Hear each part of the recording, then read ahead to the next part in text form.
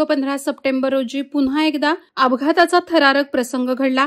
रोहा आगारातील रोहा कोलाड भाले मार्गावर धावणारी MH20 BL 3866 ही ST bus सकाळी 11:30च्या सुमारास पलटी झाली। भाले ते जावाटे दरम्यान समोरून येणाऱ्या वाहनानं निष्काळजीपणे कट मारल्याने बस चालकाचा ताबा सुटला आणि बस रस्ता सोडून थेट खड्ड्यात जाऊन कोसळल्याचे प्रत्यक्षदर्शींनी सांगितलं।